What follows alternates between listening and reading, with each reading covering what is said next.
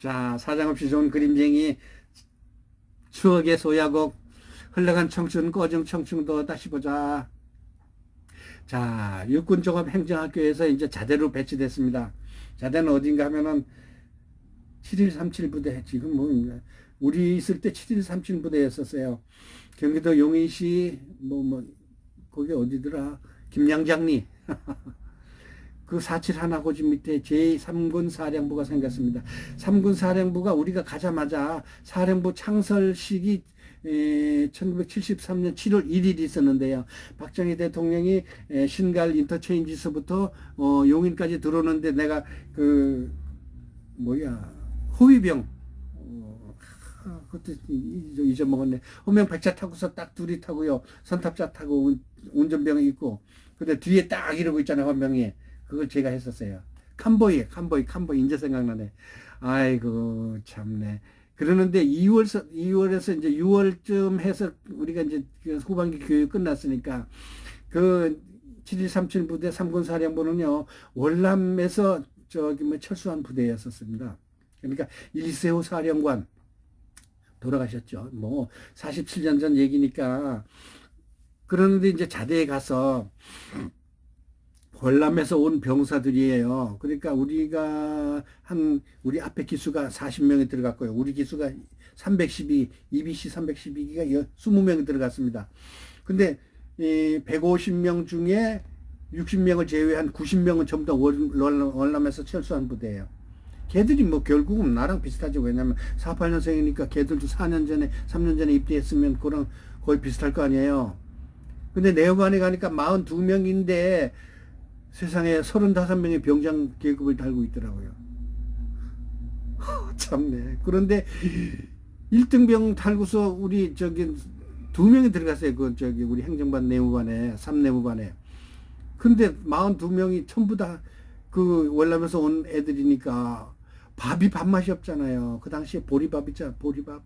70%가 보리쌀이라 그러는데 어떻게 보면 내가 보면 99%가 보리쌀이야.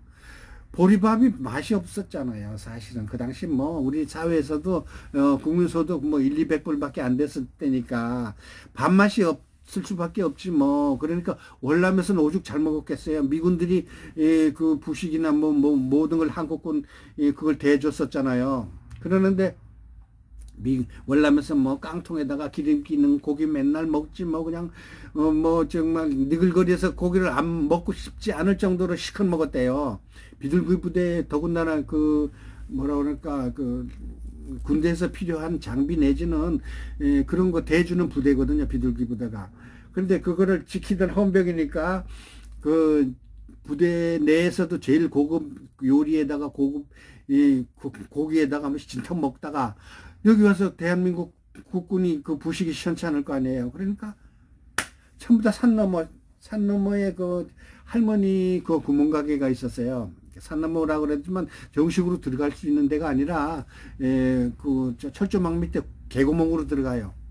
식사 시간이 되면 그것들은 전부 다 산 넘어 가서 밥을 먹고 와. 거기 가면 잡채도 해주고 돼지고기 김치찌개도 해주고 맛있는 거 해주는데 군대에서 일식 삼찬이라 그래봤자 뭐가 있어요? 김치 들어갔죠. 닭강정 들어갔죠. 그다음에 모래가 버적거리는 두부 넣은 시래기 국물 그거밖에 없는 거예요. 그러는데 밥맛이 있을 리가 있어. 걔들이 전부 다 산 넘어 가서 돌아오는데 남을 거 아니에요, 밥이. 우리 부대 150명 있었는데 정식으로 밥을 먹는 사람은 한 반 정도밖에 안 됐어요. 나머지는 전부 다 산 넘어가서도 먹고 근무 나갈 때 헌병 백자 타고 시내 나가서 밥을 사 먹고 들어오고 막 그랬었어요. 월남에서 온 애들은요, 주머니에 돈들이 다 있었어요. 왜냐면은 월남에서 달러로 월급 받았었잖아요.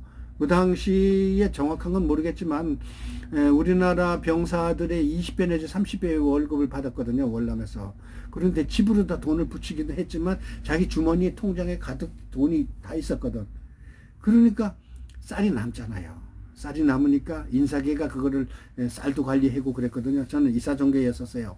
인사계가 뭔가 하면 지금은 그 내후반 체제가 어떻게 되는지 모르지만 인사계님이 뭔가 하면은 군대 내에서 엄마나 다를 바 없는 그런 직책이에요. 병사들의 옷도 나눠주고 근무에 어려우면 배치도 해주고 또 뭐 아프면은 병원에도 데려가지고 모든 그 잔일을 해주는 사람이 인사계거든요. 그 인사계가 그 쌀을 팔아먹는 거예요, 쌀을. 지금도 잊어먹질 않아. 상사 누구 뭐뭐인데 걔는요 헌병대 상사니까 그 보병부대 아니면 공시대라고 있어요. 공병대 가가지고 차 2대만 오늘 트럭 2대만 빌려줘. 그리고 근무자 저기 뭐 20명 대줘. 그러면은 대줄 거 아니에요. 그러면 어떻게 하는가 하면은요 용인 시내 멀리 나가가지고 개울에 있는 모래 있잖아요. 그 모래를 트럭에다 파는 거예요. 하루에 4대 내지 5대 내지 뭐 많을 때는 6, 7대까지 트럭을 갖다가 시멘트 공장 있잖아요. 시멘트 공장에다 갖다 팔아요. 그 다음에 벽돌 공장에도 팔고 기화 공장에도 갖다 팔고 이래가지고 돈 챙기는 거예요. 그 다음에 그 월남에서 온 쌀 남는다고 그랬잖아요. 병사들이 다 안 먹으니까 쌀 또 부대를 해서 내 쌀집 용인시내 아니면 뭐 일부러 멀리 가져가가지고 쌀을 부대에 팔아요. 또 가끔 가다가 이제 저기 뭐야 이 고기도 나오잖아요. 그러면 닭이 세상에 뿅아리 많은 닭 16명이 그거 닭 한 마리 가지고 먹어요. 그러니까 엉터리잖아요. 근데 그 모자른 닭 16명에 한 마리 돌아가는 닭도 자기 집에 몇 개 가져가서 팔아 먹고 아니면 튀겨 먹고 그렇고 그것뿐 아니라 고기 나오는 날도 있어요. 소고기 나오는 날은요 명색이 일주일에 2번 나왔었어요. 그런데 전에도 잠깐 얘기했지만 우공도강탕 시래기 국물에 무 좀 썰어 놓고요. 그래가지고 국물 몰고 해서 나와요. 고춧가루 좀 풀고. 그러면 이제 하도 병사들이 소고기가 어디 가느냐고 그러니까 그거를 소고기를 요만하게 깍두기보다 작게 요만하게 2덩어리씩 넣어가지고 국물에다 담아줬어요. 공평하게 준다 그러면서 2덩어리 요만한 거 2덩어리 그걸 갖다가 이제 소고기 국물이라고 나오긴 나왔는데 오죽하면 우공도강탕 소 선생님이 강을 건너간 물이라 이거예요. 그래가지고 소고기 국물이라고 해서 먹었어요. 근데 주들은 소고기국을 국내 소고기잖아요. 한우잖아요. 그거를 몇 근씩 중대장소 주고 자기도 집에 가져가서 끓여 먹고 그렇게 했었어. 그러니 병사들이 얼마나 힘들었어요. 그 다음에 또 당신은 또 석탄을 뗐었어요. 석탄. 왜냐면은 화부라 그래가지고 석탄 떼는데 바깥에서 아니면 안에서도 석탄 떼는데 석탄 불 한번 꺼지면 엄청 힘들어요. 이제 처음에 이제 기름을 나눠줬었어요. 겨울에 기름 떼는 그런 난로를 주다가 나중에는 기름이 73년도에 제1차 석유 파동이 일어났었거든요. 근데 기름이 없으니까 이제 나중에 이제 석유를 갖다 떼는데 석유 불 한번 꺼지면 얼마나 힘든 줄 아세요? 연탄 꺼져도 요즘에 연탄 피우는 요만 얄팍한 거가 있는데 옛날엔 그런 게 뭐 어디 있어. 근데 그래서 석탄도 내다 팔았어. 그 사람이요. 그 상사가 지금은 내가 분해가지고 이런 얘기를 하는데 내가 이사종결 봤잖아요. 그러는데 글쎄 담요가 남아 돌아갔어요. 월남에서 철수한 담요가 우리 국내의 담요보다도 훨씬 좋아요. 이렇게 두껍고 부들부들하고 그냥 양털로 되어 있는 그 미군 부대에서 나눠주는 그런 담요였거든요. 담요라고 안 그러고 군대에서 뭐라고 그러더라? 모피? 하여튼 담요를 우리 150명 중에 한 사람에 3개씩 넣으면 450장이 있어야 될 거 아니에요. 근데 600장이 있었어요. 재산상. 근데 어느 날 보니까 그게 다 없어졌어. 450장에서 600장 있으면 150 몇 장을 팔았다는 얘기 아니에요. 그 인사기에 갖다 파는 거예요. 그런데 나중에 이제 그 사람이 이제 우리 헌병대에 있다가 좀 더 높은 부대에 연대 내지는 저기 뭐야 그 연대 이상 되는 그 보급관으로 갔어. 보급관 부대의 헌병 저기 뭐 상사로 간 거예요. 그러니까 지금으로 따진다면 그 당시에 어디였는가 하면은 부평 어디였던 걸로 기억이 나요. 왜 이걸 기억을 하는가 하면은 450개의 모피가 있어야 되는데 담요가 있어야 되는데 나중에 보니까 그 병사들도 내다 팔아가지고 450개가 부족한 거야. 내가 보니까 한 40 몇 장이 부족한 거야. 근데 그걸 갖서 내가 갖다 채워놔야지 됐어요. 근데 채울 데가 어딨어. 다른 부대 가서 훔쳐올 수도 없잖아요. 근데 그거를 갖다 이제 가라로 반납하는 게 나오는데 그 부평에 있는 그 저기 뭐 보급 부대 거기 가가지고 장부상 반납을 했는데 돈을 얼마 주고서 그걸 까주는 거예요. 그런데 보니까 그 저기 뭐요 인사계가 거기 가서 앉아 있는 거예요. 자기가 팔아먹고 또 모자르는 걸 내가 가서 현금으로다가 그거를 채우려고 갔는데 그것도 받아먹는 거예요. 그래서 하여튼 그 당시에는 부조리가 엄청 심했어. 그 사람은요 또 잠시 있다 또 얘기할게요.